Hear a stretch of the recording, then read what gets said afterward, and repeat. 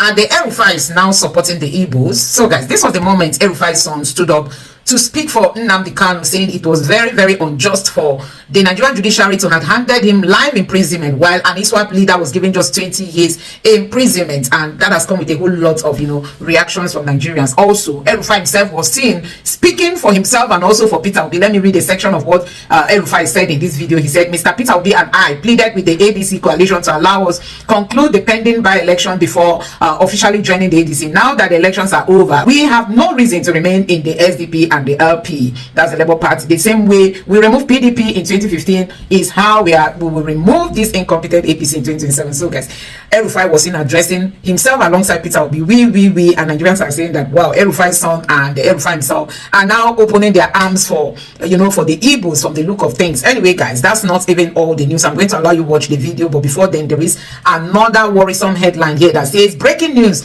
the appeal court in Abuja has struck out the appeal by the leader of the indigenous people of Biafra, Nnamdi Kanu, who has been convicted of terrorism on the grounds that it lacks merit and had become academic. So guys, it means that the appeal court has rejected his appeal. Does it mean he must serve this life imprisonment, or does it mean he can move over to the Supreme Court? Let me know your thoughts in the comment section below. But take a look at what Rufai said, Rufai's son said, and then you take a look at what Rufai himself also said, and then there are other videos I've linked up here for you to watch. Take your time, watch all, and let me know your thoughts in the comment section below. Please don't forget to subscribe and turn on the bell notification. Now take a look. Kanu was convicted, I think last week, and his own conviction said life sentence.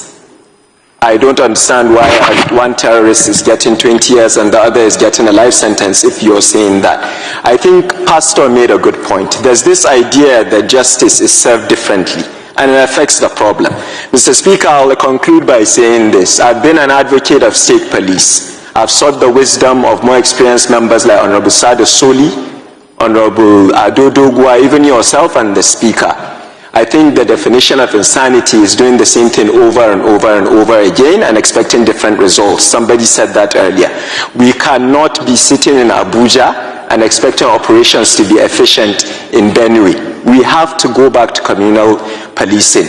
You that are older than us always tell us there was a time when if a guest comes to a community, everybody knows him. We have to get the traditional leaders involved and go back to state policing. This parliament, under your leadership, and I know the excellent work you're doing in the Constitutional Review Committee. Briefly in English, I'll summarize what I said. I want to start by thanking and appreciating the National Vice Chairman Northwest of the ADC, Honorable Jafar Ibrahim Sani, the Membership Secretary of the ADC, Senator Sadiq Eradua, and all the senior leaders of the party that are present here. I didn't want to list all of them because we spent a long time here. I want to thank all of you for assembling here at a very short notice to witness my enrolling as a bona fide member of the African Democratic Congress. As you know, when I left the APC in March 2025, I joined the Social Democratic Party, SDP, with the hope that the SDP will be the vehicle that the coalition partners will go into. Unfortunately, because the government has bribed and compromised some of the leaders, the SDP would not accept to open up to the coalition leadership coming to the party. Happily, the ADC agreed to the terms and conditions of the coalition leadership, and on the 2nd of July we adopted the ADC as the coalition platform. Before the adoption, the SDP had some candidates for by-elections as well as local government elections in Niger State. Labour Party had candidates for by-elections as well as the governorship election in Anambra State. Accordingly, Mr. Peter Obi and I requested the indulgence of the coalition to allow us to remain in our respective parties until the conclusion of these by-elections and out-of-season elections. I'm happy to announce that as at last week, all these elections have been concluded, and for that reason, we have no reason any longer to remain in the SDP or the Labour Party. Accordingly, I informed the party of my desire to register immediately, and the national leadership of the party dispatched no less a person than the National Membership Mobilization Secretary, our Senator Sadiq Yaradua, to come personally and enroll me into the register of the party. A few days ago, the senator went to Adamawa, went to Jada to register Wazir Adamawa, former Vice President Atiku Abubakar, and he is here now to register me, and you'll be seeing him going around registering all the coalition leaders. My registration number is 000002 because 00001 is the national vice chairman of the party, Honorable Jafaru Sani, who was the first to register amongst all of us as a member of the ADC.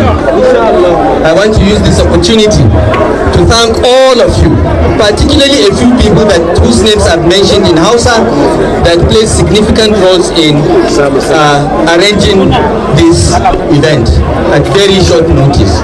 I was informed at 6 p.m. yesterday to be here at 4 o'clock, and I managed to get here by 5 o'clock.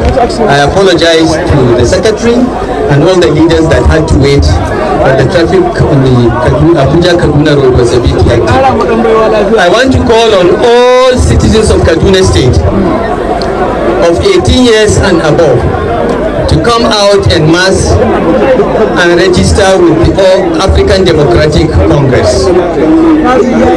By the grace of God, along with other partners, we are going to repeat what we did in 2015 when we got rid of the incompetent, thieving, stealing, and corrupt PDP administration. The current government in Kaduna State is led by people that have no name, no address, no surname to protect, and therefore they think the purpose of being in government is to steal and divert public funds. We contributed in bringing them into office. We therefore have a duty to contribute in sending them back home before they go to prison by the grace of God.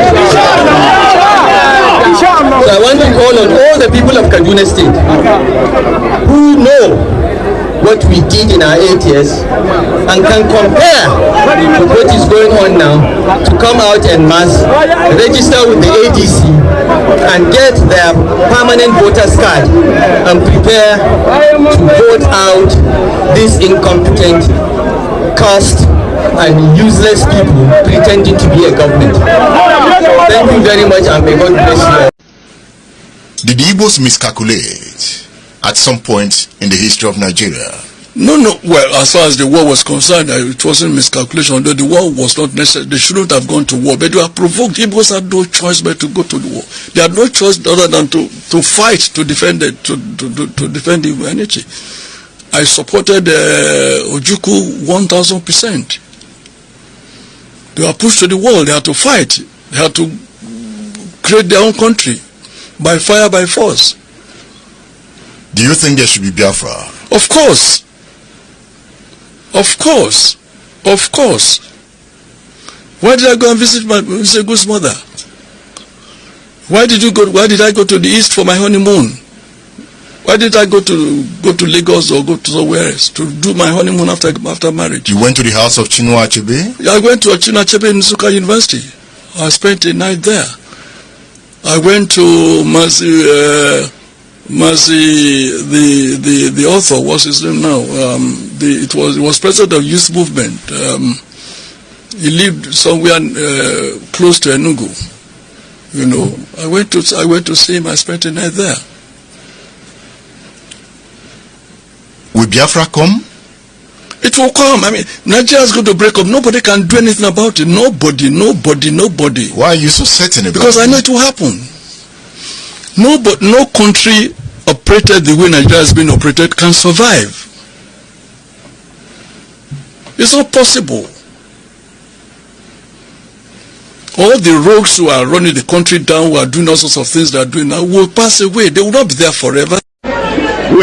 Our country is under siege by armed bandits all over the country. When some few years ago, I warned that the armed forces are either not capable or unwilling to protect us, and that we must defend ourselves.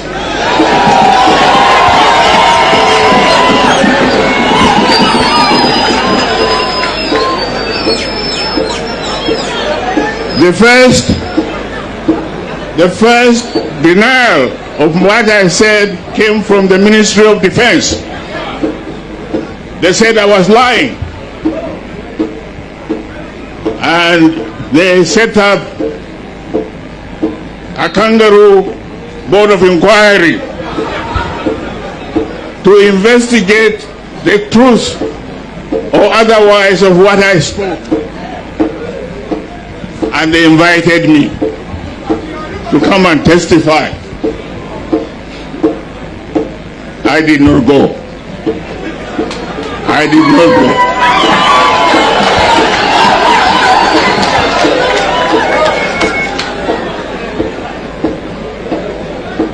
They wrote their report which said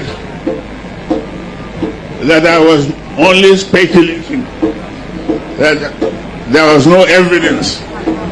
And now there is evidence. The whole country now is being run and overrun.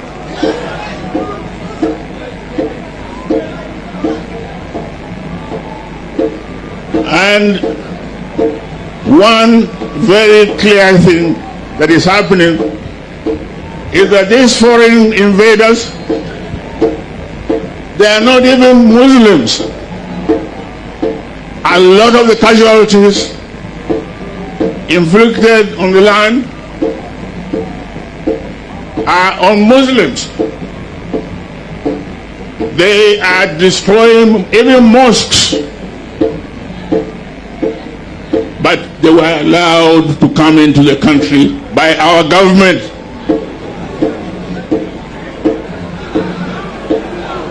Now, as a soldier, my training teaches me that the best defense is attack.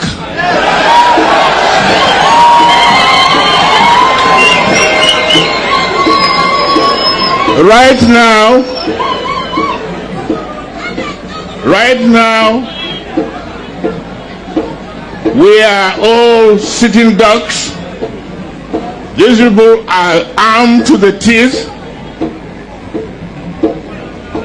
with all sorts of weapons of mass destruction, and we don't have them. But we have the numbers, and the land belongs to us. They are trying to recolonize us and take over our land. Can I allow you to defend yourselves?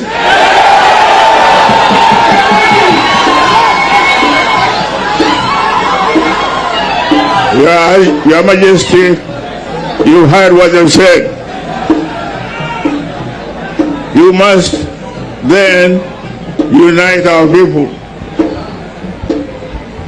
A lot of the attacks that I got was from our people. They said I told them to defend themselves. I didn't give them arms. I will not give you arms. Find out how these people who have it got it. So So guys, there are a lot of breaking news on the social media, but one of the striking ones is that these bad guys again have struck, this time custom officers, Nigeria. Everyday news story. I mean, these terrorists always want to bring new headline just to show Nigeria that they are very active, and I don't know why the Tinubu's government is just a northern elder is asking for amnesty for people who have bite people. Nigerians, where are we going to stand? Let me even show you this headline here that says suspected Lukarawa terrorists kill 3 immigration officers in Kebbi. This one is just today's headline. And a northern leader is asking for amnesty because they are not Igbos. If they were to be Igbos, you must have seen the video of an Igbo lady that is saying, oh, many people died because of Nnamdi Kanu's agitation. Now, see what is happening in the country now, but still northern elders are asking for amnesty. Nigerians, just think it yourself. Despite all the evil that these people have done, the northern elders always come out to protect them. It's only Nnamdi Kanu that is hated by the Igbo leaders. They feel like he should be brought and be quiet. He should be brought and be quiet. Now, a northern leader, despite all the havocs that have happened, how many people just died in Kwara Church? Just think across the nation, how many people have died. A pastor just died in their den, in their captivity. His wife is still there. One of his children is still there. Some of his church members, and all kind of, just think across the country, how many people have died because of this terrorist. But because Nnamdi Kanu is fighting for secession, and some people are taking advantage of, because it's not always available. When he was in Nigeria, there was no incident of people buying people. But when the military invaded his house, he ran away. And because he has not been around, people are taking advantage of his fight for freedom, committing all kinds of things. Even the governor of Imo State came out to say, what has been happening in Imo State is not caused by the IPOBs. He came out to confirm. He said people from other states come into his state, cause menace. When it was during the time of Buhari, Hope Uzodinma was fighting IPOB. But later he now discovered that his problem is not even IPOB. And he came out to confess. Now, see, northern leaders are asking for amnesty for terrorists that have killed so many people in Nigeria. But if it's an Igbo man asking for secession because he made a video, they sentence him to jail. Can you imagine? They sentence him to life imprisonment. Anyway, let me take you through some of the reactions. But see, when you add it, it doesn't add up. This one said Nigeria is in deep crisis. At what point do Fulani Hausa already here accept the rest of Nigeria as their compatriot and work with us to control our borders and build our nation? Tinubu, Atiku, Peter Obi. This other person here said, if it had taken place in the southeast, all hell will be let loose and communities will be attacked and dozens eliminated. Honestly, if it had taken place in the southeast, it would have been hell. You know, it would have been hell. Can DSS put you a call through to this terrorist? Can DSS put a call through to these terrorists to surrender their arms and recruit them into the army as repentant soldiers, please? Grant the attackers amnesty as soon as possible and recruit them into the NIS. Let all be stupid. Can you imagine? Though, you know, Nigeria and its terrorists in a tango dance. Every day bad news, and there is a president in the country. Federal government will negotiate with them. Very unfortunate. Oh my God. And a northern leader is asking for amnesty for these terrorists because they are not Igbos. Yaribas will still go back to ask, to beg them to remain part of Nigeria. You see? It's really so sad. So guys, these are some of the reactions after it was being reported that terrorists have killed 3 immigration or custom immigration officers, 3 of them. That goes a long way to tell you that these people are not backing down in the nearest future. And here is a northern elder asking for amnesty, you know, asking for an amnesty because terrorists are northerners and not Igbos. Wahala deal. So guys, that is it. What it means being a Nigerian, being an Igbo in Nigeria is really something that that's really so confusing to everybody, you know. Video: the federal government of Nigeria should give Fulani ethnic militias, bandits, amnesty and money like Niger Delta Militant. Arewa Consultative Forum leader is asking. So guys, this country is gone. I mean, this country is gone. Failed state Nigeria, exit. So we don't even know where to start from. When you look at this is coming after the minister said you cannot bomb the bandits where they are. The Nigerian bomb cannot get the traditional rulers in Buhari state sponsoring banditry presidency. So guys, these things are you know, these Fulanis, I don't know, from their top to their bottom, from the top to the bottom, they can't be trusted at any time. You know, this person with the way these so-called northern elders talk amaze me. How on earth should they pay Fulani bandits monthly? In fact, I dey laugh.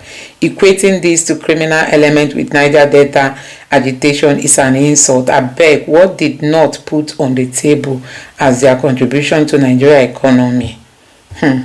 Except banditry and terrorism, education is almost free for them, but they refuse to go to school. That is it. Oh, so guys, every day in Nigeria is a new news. So many people are reacting. This person says equating oil justice demand with murderous criminals is madness. Amnesty for illegal money minders, illegal gold minders, whose gold mining income doesn't even go to government. Northerners entitled at its peak. Northerners entitlement at its peak. I cannot believe what I just heard. Is this the issue? These leaders create the problem and now want all Nigerians to use taxpayers' money to pay bandits. Honestly, you know, there's this article that says in Castina, traditional leaders were supporting bandits. Northern leaders are the cause of this problem. They call these guys freedom fighters. They call them all kinds of things when it started. And today, they want taxpayers' money. If you are an Igbo, your treatment is worst. You suffer, you go to jail, life imprisonment. If you are from the north, even if you've paid many, you are free. Let's balance it up. Let me know what you think in the comment section. Thank you.